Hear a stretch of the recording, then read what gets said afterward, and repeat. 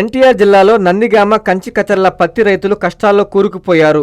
CCI పత్తి కొనుగోలు కేంద్రాలు ఏర్పాటు చేసినప్పటికీ రైతుల నుంచి ఇప్పటి వరకు ఒక్క బ్యాగ్ కూడా కొనుగోలు కాలేదు. మాజీ MLA doctor Mondithoka Jaganmohan Rao market yard అధికారులకు వినతి పత్రం అందించి సమస్యల పరిష్కారం కోరారు. రైతులు కపాస్ కిసాన్ యాప్లో నమోదవ్వడంలో, కేంద్రాలను గుర్తించడంలో సమస్యలు ఎదుర్కొంటున్నారు. ప్రభుత్వ మద్దతు ధర 8,000 ఉన్న పత్తిని చివరికి 5,000కే దళారులకు అమ్మి ఇంటికి వెళ్తున్నారు. సమస్యలపై మాట్లాడడానికి వచ్చిన మాజీ ఎమ్మెల్యేపై పోలీసులు అడ్డంకులు సృష్టించడంతో ఆయన ప్రభుత్వంపై తీవ్ర విమర్శలు చేశారు. సీసీఐ నిబంధనలు సడలించి రైతుల నుంచి తక్షణం పత్తి కొనుగోలు చేయాలని ప్రభుత్వాన్ని జగన్మోహన్ రావు డిమాండ్ చేశారు.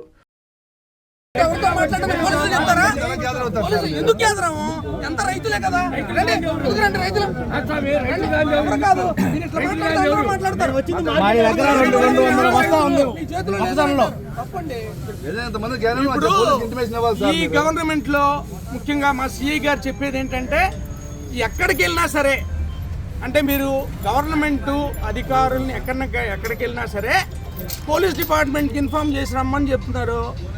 ఇదేంటిది అంటే, మేము కాటన్ని కొనమని రిక్వెస్ట్ చేయడానికి సెక్రటరీ దగ్గరికి అందరం రైతులు వచ్చాం ఖచ్చితంగా పార్టీ తరపునే వచ్చాం, అందరూ రైతులే. ఇప్పుడు మమ్మల్ని ఏమని అడుగుతున్నారు, మీరు మాకు చెప్పాలా అంటే ఏంటి, marketing yard chairman, marketing yard సెక్రటరీని మీరు పత్తి కాటన్ కొనండి అని మేము రిక్వెస్ట్ చేయడానికి పోలీస్ డిపార్ట్మెంట్కి చెప్పి రావాలని చెప్తున్నారు. మినిస్టర్ గారు ఓపెన్ చేశారు యాప్, కపాస్ యాప్. కపాస్ అంటే కాటన్, కపాస్ అంటే హిందీలో తెలుగులో కాటన్. ఈ యాప్ని స్టార్ట్ చేశారు. దేనికోసం ఇది? రైతుకి కనీస మద్దతు ధర రావటానికి, అమ్ముకోవటానికి సౌలభ్యం కోసం, పారదర్శకత కోసం, ఈ మూడిటి కోసమే ఈ యాప్ వచ్చింది. సో గవర్నమెంట్ ఒక మినిమం స్పెషల్ ప్రైస్ ఇచ్చింది, కనీస మద్దతు ధర ఇచ్చింది. మీడియం సైజుకు 7,000 చిల్లర, అలాగే లాంగ్ సైజ్ ఉన్నటువంటి ఫైబర్ ఉన్నదానికి 8,130 రూపాయలు ఇచ్చింది.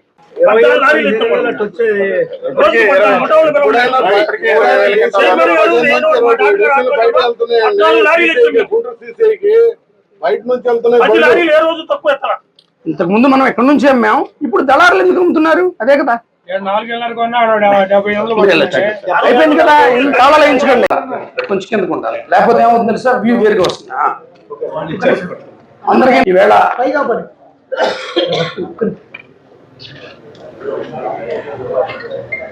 అందరికీ నమస్కారం. ఈవేళ నందిగామ నియోజకవర్గం నుంచి పత్తి రైతులు, అలాగే రైతు నాయకులు, వైఎస్ఆర్ కాంగ్రెస్ పార్టీకి చెందిన నాయకులు ఈవేళ నందిగామ మార్కెట్ యార్డ్కి రావడం జరిగింది. సెప్టెంబర్లో 2వ తారీఖున కపాస్ యాప్ స్టార్ట్ అయ్యేది. అప్పటి నుంచి ఇప్పటి వరకు ఏ విధమైనటువంటి కొనుగోళ్లు జరిగినాయి ఇక్కడ తెలుసుకోవడం ఒకటి. అదేవిధంగా ఇక్కడ రెగ్యులర్ బేసిస్గా పత్తి కొనుగోలు లేదు.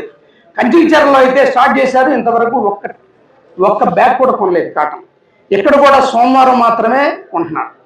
మేము కనుక్కున్నప్పుడు మాకు తెలిసింది ఏంటంటే, అక్కడ బైరేరాల కాకినాడ, అక్కడ కంచికచర్లలో, ఇక్కడికి వచ్చిన తర్వాత ఇక్కడ కనుక్కున్నాం. ఇక్కడ కూడా అంతే, ఒక రోజు. కానీ కపాస్ యాప్లో మీరు బుక్ చేస్తే 24 గంటలు ఇక్కడ అమ్ముకోవాలి. ఉదాహరణకి మీరు బుధవారమో గురువారమో బుక్ చేస్తే ఇక్కడికి శుక్రవారం శనివారం రావాలా. వస్తే ఇక్కడ కొనేవాళ్ళు లేడు, అప్పుడు తిప్పి వెనక్కి రైతు తీసుకెళ్లాల్సి వస్తుంది. దీనికి తోడు నాణ్యత లేదని చెప్తున్నారు. మళ్ళీ ఈ రైతు మళ్ళీ ఇంకోసారి బుక్ చేసి వచ్చే టైంకి మళ్ళీ ఇక్కడ కొనుగోలు లేదు. చివరికి రైతు ఏం చేస్తాడు, దళారులకి అతి తక్కువ రేటుకి అమ్ముతున్నాడు. మద్దతు రేట్ ఏమో 8,000 రూపాయలు ఉంది, వీళ్ళేమో 4,000కి 5,000కి తెగ నమ్ముకుంటున్నారు. ఎంతో కొంత డబ్బులు వస్తాయి, ఇన్నిసార్లు మేము మార్కెటింగ్ యార్డ్కి ఏం తిరుగుతాం అని. దీనికి తోడు 3వసారో 4వసారో మీరు కపాస్ యాప్లోకి వెళ్తే అది ఓపెన్ అవ్వట్లే. ఇంకా విచిత్రం ఏంటంటే, ఇప్పుడు రైతులందరూ ఏం చెప్తున్నారంటే, కపాస్ యాప్ ఓపెన్ చేస్తే నందిగామ అసలు చూపించట్లేదని చెప్తున్నారు. మరి ఇక్కడ ఇంత కాటను ఇంతమంది బయర్లు కొంటున్నారు, నాణ్యత తక్కువని, పచ్చికాయల నుంచి తీసిన కాటన్ అని ఇన్ని చేస్తున్నారు. మరి దీన్ని ఎవరికి అమ్ముతున్నారు? సీసీఐకి అమ్ముతున్నారు కదా, వేరే వాళ్ళకి అమ్మట్లేదు కదా. దళారు ఎందుకు అమ్ముతాడు? లాభం కోసం అమ్ముతాడు, అంతే కదా. మరి అలాంటప్పుడు ఆ కాటన్ని ఇక్కడ ఎందుకు కొనరు? రెగ్యులర్ బేసిస్గా దయచేసి కొనండి, రైతును ఆదుకోండి. ఇప్పటికే పత్తి రైతు దెబ్బతిన్నాడు, అతి తక్కువ ఈల్డ్ వచ్చింది. ఇంతకుముందు 10 నుంచి 14 క్వింటాలు వచ్చినటువంటి కాటను ఈవేళ 3 నుంచి 4 క్వింటాలే వస్తుంది. ఇలాంటి పరిస్థితుల్లో జగన్మోహన్ రెడ్డి గారు నష్టపరిహారం ఇచ్చారు, 48,000 రూపాయలు ఇచ్చారు. ఇప్పుడు ఆదుకోకపోగా రైతుని ఆదుకోకపోగా ఇప్పుడు వీళ్ళు చేస్తుందేంటి, తెగ నమ్మిస్తున్నారు ఎంతకైతే అంతకే. దళారులకి డబ్బులు రావడానికి, వీళ్ళకి డబ్బులు రావడానికి చేస్తున్నారు. మేము ఇక్కడికి ఇవాళ ఎందుకు వచ్చాం, రిక్వెస్ట్ చేయడానికి వచ్చాం. ఇన్ని సమస్యలు ఉన్నాయి కదా, యాప్లో సమస్యలు ఉన్నాయి, బుక్ చేసిన తర్వాత ఇక్కడ కొనట్లేదు, ఇన్ని జరుగుతున్నప్పుడు మరి దళారులు ఎలా అమ్మగలుగుతున్నారు? ఇది ఖచ్చితంగా గవర్నమెంట్ ఖచ్చితంగా కొనాలి కదా అని రిక్వెస్ట్ చేయడానికి వస్తే పోలీసులు మార్కెటింగ్ యార్డ్కి రాజకీయ నాయకుల ప్రోద్బలంతో లాక్ చేశారు.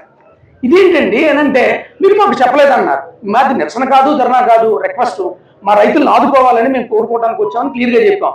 అయినప్పటికీ మమ్మల్ని రానివ్వకపోగా రాజకీయ నాయకులు వస్తున్నారు, మీరు 10 మంది రండి, 5గురు రండి అని. అసలు ఇది ఎంత ఘోరం ఇది అంటే, ప్రజాస్వామ్యంలో మేము వచ్చే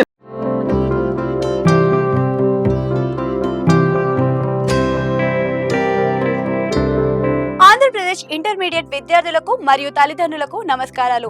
ఆంధ్రప్రదేశ్లో బిగ్గెస్ట్ ఎడ్యుకేషన్ ఎక్స్పో ఇప్పుడు మన నెల్లూరులో నేషనల్ ఎడ్యుకేషన్ కన్సల్టెంట్స్ అసోసియేషన్ వారి తరపున డిసెంబర్ 13 మరియు 14వ తేదీలలో అనిల్ గార్డెన్స్ లో నిర్వహించబడుతుంది. ఈ కార్యక్రమంలో దేశం నలుమూలల నుంచి ప్రసిద్ధిగాంచిన ఇంజనీరింగ్, మెడికల్, ఆర్కిటెక్చర్ మరియు హోటల్ మేనేజ్మెంట్ డిగ్రీకి సంబంధించిన విశ్వవిద్యాలయాలు మరియు వారి మేనేజ్మెంట్ అధికారులు మీకోసం అందుబాటులో ఉంటున్నారు. వారితో మాట్లాడి మీకు ఉన్నత విద్య గురించి ఉన్న సందేహాలు, ఉన్నత విద్య అవకాశాలు, విశ్వవిద్యాలయాల్లో ఉన్న సదుపాయాలు మరియు ఫీజు వివరాలను తెలుసుకోగలరు. ఈ కార్యక్రమంలో మీరు ఏ కోర్సు నందు అడ్మిషన్ తీసుకున్నా ప్రత్యేక ఫీజు రాయితీ ఇవ్వబడడం జరుగుతుంది.